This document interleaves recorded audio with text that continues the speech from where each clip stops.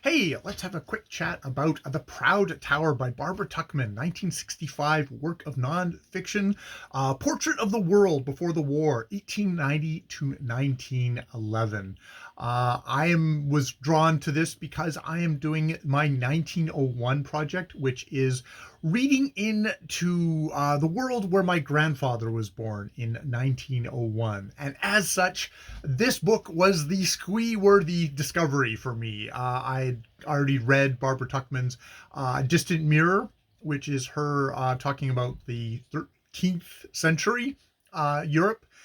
So it's like I knew, I was going to be in good hands with Barbara Tuchman, and she's writing about precisely the time period that I am interested in. Because yes, my grandfather was born in 1901. I am reading from sort of 1890 to 1910, that general area of like, okay, what was the world like that my grandfather was born into, and what was it like in the first kind of the first 10 years, the 10 years of his life. Because as Tuchman says at the beginning of this book, she talks about the divide, that, the people who talk about this era as kind of a golden, kind of like sunbathed era of innocence and kind of peace and of being just kind of like nostalgia. The voices that say that are often the people who are talking, even if they were alive in this era, they're talking about it from the vantage point of post World War One.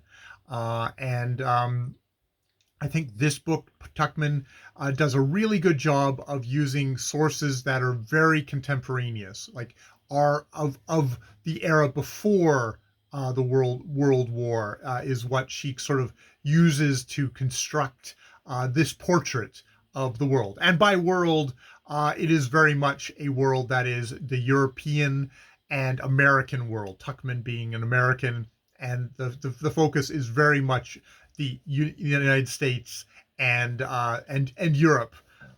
I don't think Canada gets a look in, but much less a lot of the other places. Other places get a look in because of the growing empire of that comes out for the Americans, and all the British and German and other kind of nonsense happening in places like Africa and stuff like that. So yeah, this is a collection of 8 essays, which for me is a selling point. She goes from one topic to another topic. It is not as cohesive, even though I would argue that the essays in here are kind of nice, for the most part, are nicely paired with each other, kind of bounce off of each other. So yeah, these 8 sections are here. If I can, I'll see if I can get to the actual.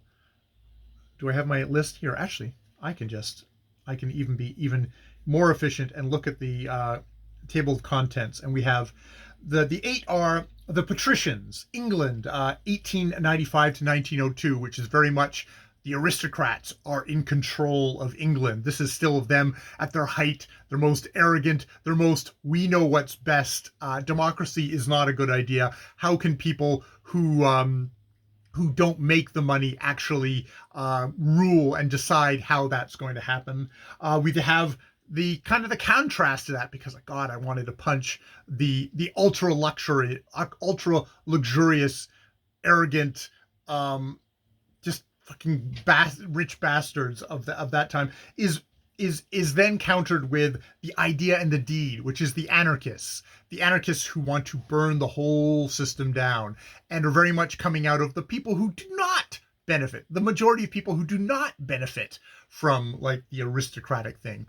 But also, you think the 1960s were a kind of a tumult and time of political unrest. It's like this was the idea, the deed in question here is assassination, and indeed, American President McKinley was assassinated. Various other world leaders were targeted and killed. There were these are the bomb throwing devilish anarchists at the most extreme. There's other forms of anarchism. You definitely have to take I think you have to take kind of a grain of salt of where Barbara Tuchman maybe is coming from in her own political viewpoints, looking at something like the anarchists. Then we have 3, End of a Dream, which is the United States, 1890 to 1902, which is very much this transition point of the United States going from the closing of the American West, i.e., suppressing, putting down all the native peoples. The what I would argue, Barbara Tuchman does not bring this up, but the imperialism, the empire building that was happening within the North America, to then saying, okay, this is when the United States turned its eyes upon the rest of the world, and very much the idea of naval strength at this point, which there's Mahan was the kind of a major driver here. Alfred Thayer Mann, Mahan, The Influence of Sea Power on History, and which was a book basically arguing that if you want to become a world power, you need to control the seas. I am going in and out of my. Okay, I don't know what I'm going in and out of here. My God, my colors are going weird. We're not going to worry about that. God damn it! This is fuck. All right, well, I've ruined this one. Okay, so yeah, this isn't going to work, but I will continue on. This is another rough video. So yeah, very much the kind of the start of the America as an empire. And then number 4 is Give Me Combat, France, 1894 to 1999, which is the Dreyfus Affair writ large, and what gets painted by Tuchman as very much a battle between the forces that caused the French Revolution, and those who would prefer to go back to an earlier time of the aristocrat and of maybe the church of the time. The nexus point of that being Alfred Dreyfus, a guy who wasn't particularly liked, but was Jewish, and this kind of scapegoating of Jewish people, and the virulent anti-Semitism that was unleashed in this, but also just the sort of the society-wide battle, like culture war that is going on here. Number 4 is The Steady Drummer, which is talking about kind of the peace process. Why am I'm like, this camera is at the moment really struggling between kind of warm light, low light, warm light, low light. I have no idea what the hell it's doing. Okay, I'm not going to focus on that right now, but I am. The study, which is very much about trying to people seeing what's coming, that war is coming, that there's this massive economic, industrial complex which is growing up, and it's all getting turned towards weaponry, about massive scale weaponry, and turning these giant economies to that, especially Germany and Britain. Britain having been the dominant, and Germany coming up, partially inspired by the book I mentioned, to start revving up its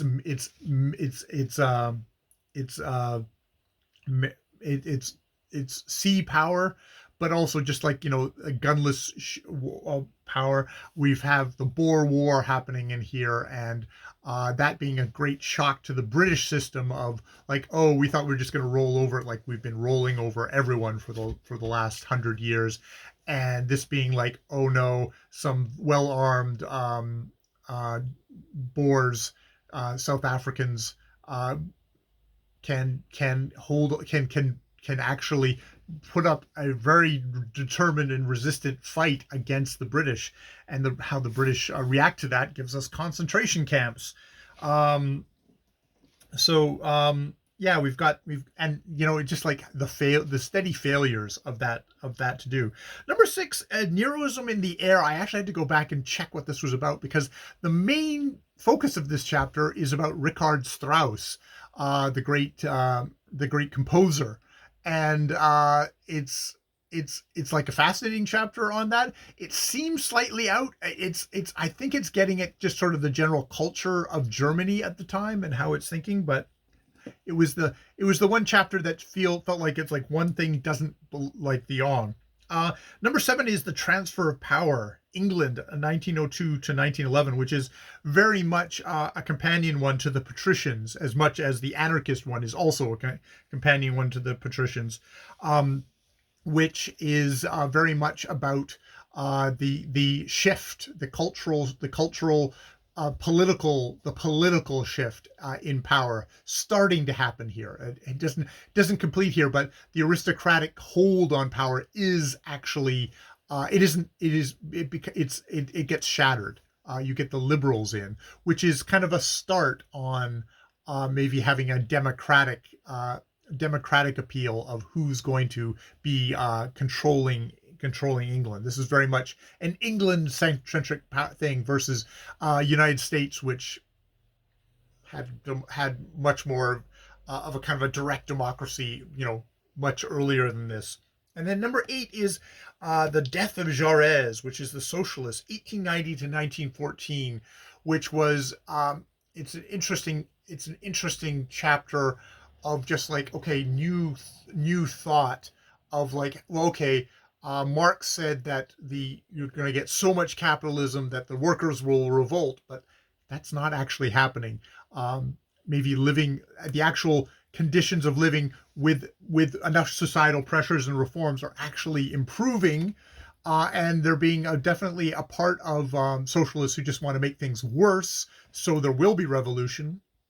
But that doesn't really appeal to the people who are living in these countries and are workers. Workers just want things to be better, and so there's another thing. It's like, no, we're going to work within this system. We're going to be socialist capitalists in that sense of trying to get things better working conditions, lowering the insane like working hours. Like the 8-hour day is still a good ways off. The idea of unions, the idea of all that sort of stuff, which in a real hardcore socialist way is undermining things by making things better for workers. So there's that. So, and then there's the whole thing of socialists have the idea that like workers of the world unite. It's like this should be like, well, war is all about capitalists. Capitalists are the only one who want war. It's there for their benefit. It's not for the workers' benefit. But this being defeated by workers when war comes out, America, England, Germany, Canada. It's like, you become patriotic, and it's like, nope. Workers on this side are going to fight workers on this side. Workers of the world are not going to unite and defeat war. Is the reality of what, it goes 1890 to 1914, and we know what happens in 1914, and it is not a workers' revolt that diffused all the wars that happened. So I have no idea why my camera is really just is that the sensor or is that something else that is fucking it up? But it's really wavering back and forth. Okay, so I've said all that. Tuckman is, as unsurprisingly, is amazing at giving you portraits of people. I think one of the ones that really stuck out to me was Thomas Brackett Reed, who is a powerful speaker of the U.S. House of Representatives.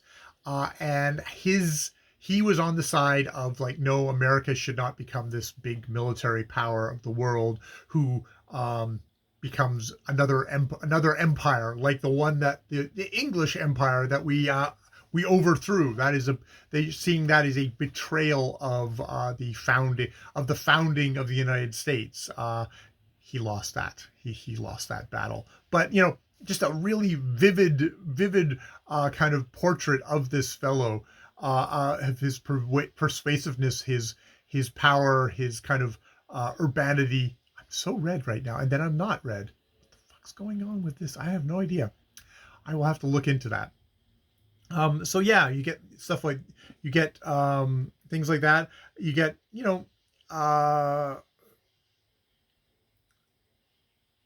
who else would I? probably, Lord Salisbury at the beginning, of just that patrician kind of like, kind of like, him, the just super cultured, super rich servant, the very much the kind of the idea of the patricians of like the highest calling for aristocrat was to go into politics, which was very much, you look at somewhere like in the United States at that point, and it's like, no, the highest calling was to go into business. So it's the different cultural ideas that comes along there, with like, a young, with actually Winston Churchill's father getting a mention in here. There's very much the yeah. So what else am I going to say? I have no idea what else I'm going to say, but maybe I can make notes out of that again. Uh, make quick notes out of that again, and put it into a review. So what would I do in a review? In a review, I would give the introduction I gave. I would try and list out those sections a lot quicker. I think I've gone into too much detail yet again. I would just kind of like try and hit the high points. I would try and kind of come with the see if I can get with if I can find actual proper quotes. See, this is finding quotes again. I should just hit the main points. I should hit the main points, say what I liked, and get the fuck out. And what the limitations are, but why I found it so useful as a book, as a foundation for, this gives me a snapshot of crisp little cross section of a couple of areas of this era which I am reading into at the moment, and also has an amazing sources at the end of contemporary sources, which that points me in a direction of what I can go and read and mention at the end. Yeah, I'm reading Prophets, Priests, and Kings by A.G. Gardner, which is I can see why Tuckman likes him so much, because he also is quite amazing in these little essays on individuals, of giving snapshots of people. But I'll talk about that later. All right, more videos later.